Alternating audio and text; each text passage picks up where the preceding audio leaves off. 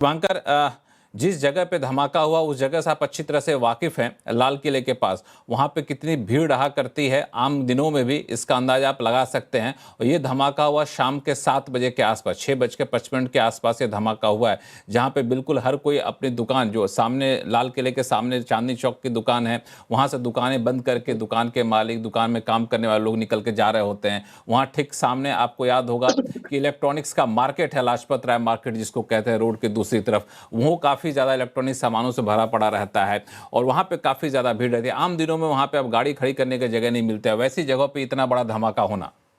शुभंकर। लक्ष्मण नमस्कार। देखिए, ये सिग्नलिंग है असीम मुनीर की तरफ से। ये मेरी निजी राय है, आपको थोड़ा सा रेडिकल लग सकता है। आज पाकिस्तान का 27th पार्लियामेंट कॉन्स्टिट्यूशनल अमेंडमेंट पास हुआ है उनके सीनेट से, और असीम मुनीर को असीमित अधिकार पाकिस्तान में दे दिए गए। मैं रेस्पेक्टफुली जनरल प्रसाद सर की बात से थोड़ा सा डिसएग्री करूंगा कि पाकिस्तान ऑपरेशन सिंदूर की बात से नहीं घबराता है। पाकिस्तान का एक तबका जरूर घबराता है, बट असीम मुनीर को ये एक मौका दिखता है और ये एक सिग्नलिंग थी कि आज वहां पे असीम मुनीर को सीडीएफ के लिए एक तरीके से लाइफ टाइम उनको पॉकेट में डाल के पकड़ाया गया है पाकिस्तान की सत्ता, और उसका आज भारत में ये असर दिखाया गया है। तो एक तो पहली बात ये है। दूसरी बात ये है कि आप उसकी ब्लास्ट की अगर टाइमिंग्स देखेंगे, ये टाइमिंग्स आज नमाज की टाइम के साथ, शाम की जो नमाज होती है उसकी टाइम के साथ कोइंसाइड कर रहा था। तो इसका भी एक हो सकता है कि, और मुझे इस बात को कहने में कोई संकोच नहीं है कि ये एक टेररिस्ट अटैक है, क्योंकि किसी भी तरीके का अगर ये नॉन टेररिस्ट अटैक है और गाड़ी में किसी कारण से ब्लास्ट होता है तो वो ब्लास्ट इतना बड़ा नहीं हो सकता है। Now we come to the point of कि आखिर पाकिस्तान से इसका लिंक और कैसा हम आप स्टैब्लिश कर सकते हैं। आज ही आपके हरियाणा में जिस तरीके से एक्सप्लोसिव्स की बरामदगी हुई है और जिस तरीके से वहां पे जिलेटिन आरडीएक्स, सस्पेक्टेड आरडीएक्स अभी तक क्लैरिफाई नहीं हुआ है, इन सब चीजों की बरामदगी इस बात की तरफ इशारा कर रही है कि एक बहुत बड़ा नेफ्रेशियस प्लान चल रहा है। इस बात से कोई इनकार नहीं है कि पाकिस्तान एक सीधी लड़ाई भारत के साथ नहीं चाहता है।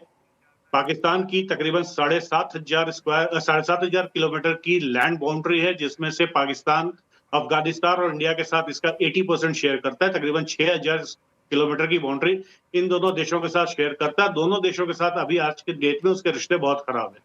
तो पाकिस्तान फिर से अपनी पुरानी चाल पे आ चुका है, और जैसा कर्नल आरसिन सर ने बोला कि इंटरनल जो एस्पेक्ट्स हैं, इंटरनल सपोर्ट के बिना ये चीजें नहीं होती। ये भी आपको उतनी गहराई से समझना पड़ेगा।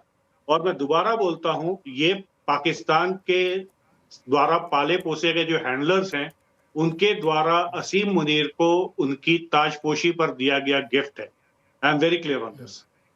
लक्ष्मण जी। बिल्कुल, ये आपने एक बात की, इस पर हम लोग आगे भी चर्चा करेंगे आसिम मुनीर के ऊपर, लेकिन इस मुद्दे पर एक आखिरी सवाल लेकर के आरएसएन सिंह साहब आपके पास आना चाहता हूं कि ऐसे मोर्चे पर, ऐसे मौके पर कहें कि जिस तरह की घटना यहां पर हुई है, ऐसे मौके पर किस तरह के हिदायत सुरक्षा एजेंसियों को और तमाम एजेंसियों को लेनी चाहिए?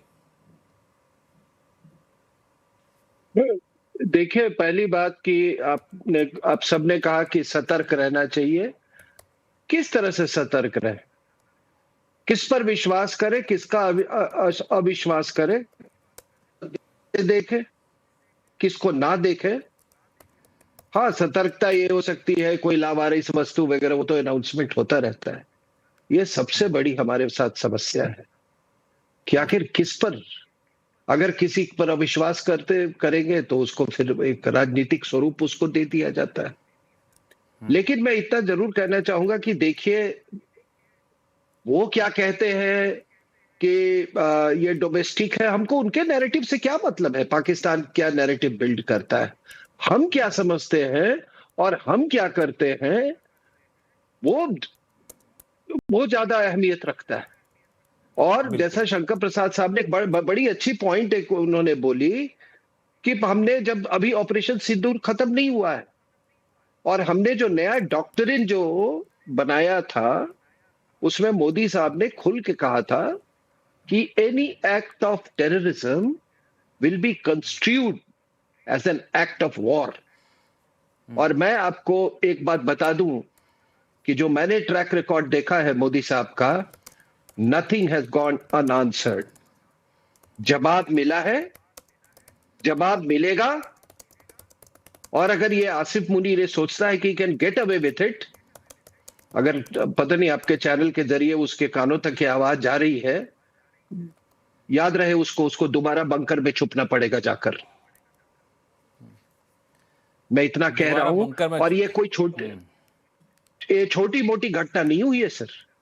3000 kilo RDX, involvement of doctors. और मैं बता दूं ये आईसिस का ना, ये आप लोग आईएसआईएस अखबार वाले भी इसको थोड़ा सा, ये आईएसआईएस ना बोले, आईएसआईएस इज नथिंग। ये एक मतलब डिनाइबिलिटी के लिए ये आईएसआई ने इसको ऐसे क्रिएट कर रखा है। हमारे सब कॉर्डिनेट में वो जो इराक और सीरिया वाली आईएसआईएस नहीं है, ये पूरा का पूरा they are being controlled and handled by the ISI for the sake of deniability। तो ये, और आप सोचिए कि जब जिस योजना में ऐसे डॉक्टर्स इन्वॉल्व हो, ये तो हमेशा रहा है कि जो यहाँ के हमारे जिहादी मास्टरमाइंड अंदर में होते हैं, पहले इंजीनियरिंग ग्रेजुएट्स, एक प्यू रिसर्च का मुझे याद है 70% जो ये आतंकवादी जो जिहादी होते हैं they are from engineering background. इस बार लेकिन डॉक्टर्स देखने को मिल रहे हैं। तो आप समझ जाइए कि सर एक दुनिया है जो कि हमारे और आपसे ये एक बिल्कुल अलग ही दुनिया है, बिल्कुल अलग ही दुनिया है। उस दुनिया को आप सैटेलाइट आप लॉन्च कर दें, आप ऑपरेशन सिंदूर कर दें, आप 4 ट्रिलियन इकोनॉमी बन जाएं, कुछ उसको मतलब कोई फर्क नहीं पड़ता है। कोई फर्क नहीं पड़ता है। वो दुनिया ही अलग है। उस दुनिया में थोड़ा झांकने की कोशिश कीजिए, उस दुनिया में झांकने की कोशिश कीजिए। और ये जो हिपोक्रेसी है ना, खास करके अंग्रेजी बोलने वाले लोग कुछ ज्यादा हिपोक्रेट्स होते हैं। ये हिपोक्रेसी आपको त्यागना होगा। And don't play around with, we should not play around with words. अब शब्दों का इस तरह सही कहा कि दुनिया कहीं भी पहुंच गए, इनकी अपनी दुनिया होती है, उसी दुनिया से देखते हैं, उसी चश्मे से देखते हैं, और हम लोग अपनी दुनिया से चश्मे से देखने की कोशिश। हाँ, अगर उस दुनिया के अंदर हम गए होते ना, तो एक कश्मीर से पलायन नहीं होता। वो दुनिया को आपने आप देखते भी थे तो आप में वो मॉरल करेज नहीं था कि आप दुनिया के सामने बोले आप।